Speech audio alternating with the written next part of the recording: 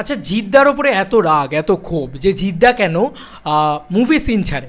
আমার না মনে হলো এই জিনিসটা খুব ইউনিক একটা জিনিস হবে, আর এটা বলি কারণ আমার এক জিনিস বাকি সবার ক্ষেত্রে দেখে মনে হচ্ছে তারা করছে, তাদের উপরে কিন্তু কারোর অ্যালিগেশন নেই। যত দোষ নন্দ ঘোষ, যত দোষ জিদ্দার ওপরে। কেন? সব টার্গেট হয়ে গেছে নাকি? ফ্যান্সরাও জিদ্দাকে টার্গেট করছে ভাই। আজকে আমিও বলছি মুভি সিন ছাড়াটা কোনো প্রফেশনাল একজন অ্যাক্টরের ক্ষেত্রে উচিত না, কিন্তু বেঙ্গলে শুধু একা জিদ্দা ছাড়ে না, এরকম আরও এরকম সুপারস্টার হিরোইন আছে যার নাম নিলে তোমরা সম্ভ্রম করবে। ইয়েস, বাংলায় তো একটাই সুপারস্টার হিরোইন এসে, যে যাই বলুক না কেন, one and only the Tolly queen Koel Mallick. Yes বন্ধুরা, কোয়েল মল্লিক সিমিলারলি সেম জিনিস করে যায় রোজ রেগুলার, কিন্তু আমরা কিন্তু কখনও বলি না। দেখবে তোমাদেরকে দেখাই, জাস্ট জিদ্দার পেজটা দেখাই প্রথমত, তাহলে তো তোমাদের তো জিদ্দা, আচ্ছা জিদ্দার পেজ দেখে কী করবে? জিদ্দার পেজ তো তোমরা জানোই অলওয়েজ মুভি সিন আপলোড হতে থাকে। কোয়েল মল্লিকের পেজ দেখাই ভাই। কোয়েল মল্লিকের কত পেজ জানো, কত ফলোয়ারের? এই যে 15 মিলিয়ন, এগুলো হয়েছে কী করে?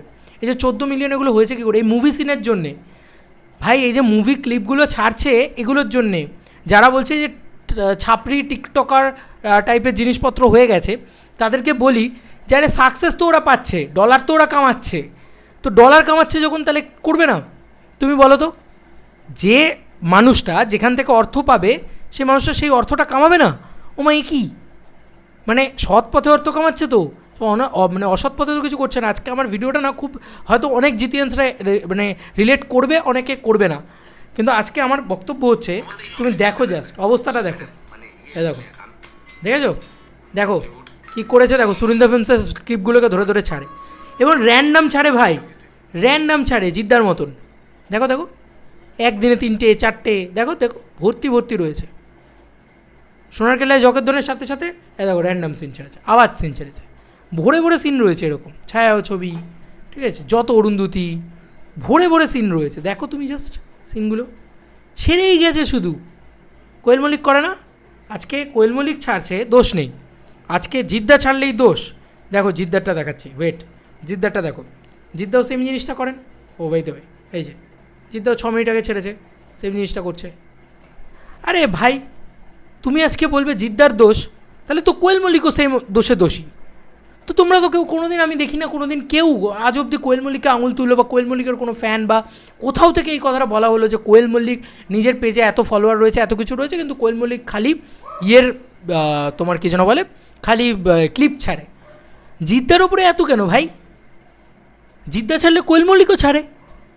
শোনো, একটা কথা হচ্ছে, জিদ্দার বক্স অফিসের টাইমটা আরও ভালো হতে পারে, এটুকু আমার মনে হয়। তার জন্য ভালো প্রমোশন দরকার, তার জন্য বিরাট বক্স অফিস কালেকশন দরকার, সেটার জন্য মাটির কাছের বাংলা গল্প দরকার, অ্যাকশন ওরিয়েন্টেড দরকার, খাদানের মতন ছবি দরকার জিদ্দার এখন একটা। হলে প্রপার বেঙ্গল ট্যুর হলে, জিদ্দা প্রপার করলে আরামসে 10 কোটি টাকার ব্যবসা করতে পারবে। আর আমাদের টার্গেটটাই এখন হওয়া উচিত জিদ্দাকে 10 কোটি টাকার ব্যবসা করে। তার মাঝে এটা নয় যে আচ্ছা ভাই কোয়েল মল্লিকও তো ছাড়ে, কোয়েল মল্লিক কি ডেড হিরোইন? কোয়েল মল্লিক তো বক্স অফিসে হিট দিল, এই তো সোনারকেল্লায় জগদ্দন ছবিটা চললো। এইগুলো বোঝা উচিত। মানে আমরা, আচ্ছা আমি এটা বলতে পারি, আমাকে যদি পার্সোনালি জিজ্ঞেস করো, পরিষ্কার কথা ভাই, আমাকে যদি পার্সোনালি জিজ্ঞেস করো, আমি বলবো কোয়েল মল্লিক ছাড়ে, কোয়েল মল্লিকও সিন ছাড়ে, জিদ্দাও সিন ছাড়ে। ব্যাপারটা হচ্ছে আমি কোনোটাকেই যদি দেখতে হয় আমি ভালো চোখে দেখবো না, বা আমি দুটোকেই সাপোর্ট করব। আমার বক্তব্য হচ্ছে, আমাকে যদি পার্সোনালি জিজ্ঞেস করো, আমি বলবো কোয়েল মল্লিকও যেটা করেন সেটা মানে অ্যাকচুয়ালিতে একটা প্রফেশনাল সুপারস্টার হিরোইনের করা উচিত না, এবং জিদ্দাও যেটা করেন সেটাও অ্যাকচুয়ালিতে এই রিল ছাড়া বা এই পোস্ট ছাড়া বা শর্টস ছাড়া এটাও উচিত না। কিন্তু আবার এটার একটা দিকও রয়েছে, যে কোনো পার্টের একটা হোয়াইট আর ব্ল্যাক হয়ে যায় না, গ্রে পার্টও থাকে। তো সেই গ্রে পার্টের দিক দিয়ে তাকালে আমার মনে হয় উচিত না, যেরকম আমরা বলছি সেমনি অর্থটাকে তুমি এনে দেবে ওদের ঘরে ভাই, কেউ এনে দেবে? রিল ছেড়ে ওরা নিজেদের পেজগুলোকে ওই লেভেলের মানে কী বলবো, ফলোয়ার্স গেন করাতে পেরেছে, রিল দিয়ে দিয়ে ওই লেভেলের ফলোয়ার্স গেন হয়েছে, সেটা কি জানো? আর এই পেজগুলোতে যদি কাল থেকে রিল দেওয়া বন্ধ হয়ে যায়, পেজগুলো ডেড হয়ে যাবে। ইয়েস, কারণ পেজগুলো মানে ফেসবুক অ্যালগরিদম বা যাই অ্যালগরিদম হোক, সেটা সম্পর্কে যার একটু বিন্দুমাত্র ধারণা আছে সে এটা জানবে যে অ্যালগরিদম ঝাড় হয়ে যায় যখনই তুমি একটা টাইম, তুমি দেখো একটা কন্টেন্ট তুমি তোমার চ্যানেলে, এই যে আমি আমার চ্যানেলে হয়তো দিনে একটা করে ভিডিও বানি, বা 5 দিন অন্তর, 2 দিন অন্তর, 3 দিন অন্তর একটা করে ভিডিও দিই, এটা আমার চ্যানেলের অ্যালগরিদম বুঝে গেছে, এইভাবেই ও চলে, এইভাবেই ও চলে। আর আমার মেন চ্যানেল MFK টিভি, সেখানে দিনে 10টা করে 15টা করে ভিডিও যায়, ঠিক আছে? সেটা ও বুঝে গেছে, ওই অ্যালগরিদম ওরা বুঝে গেছে। ওকে যদি এখন 2 দিন 3 দিন বাদে বাদে একটা হেভি কন্টেন্ট দিই না, দেখবে না কেউ, কারোর কাছে ও নোটিফিকেশানই পাঠাবে না, পৌঁছাবেই না। এটা হচ্ছে অ্যালগরিদমের খেলা। ঠিক এরা যদি এখন ছেড়েও দেয় রিল ছাড়া, তাহলেও এদের খুব একটা যে তুমি ভাবছো যে মারাত্মক কিছু হয়ে যাবে এরকম না। আমার মনে হয় দুজনেই অর্থ উপার্জন ভালো রকম করছেন এটা থেকে, তাই জন্যই ছাড়ছেন রিলটা। কত পরিমাণে যে অর্থ উপার্জন করছেন সেটা ধারণার বাইরে।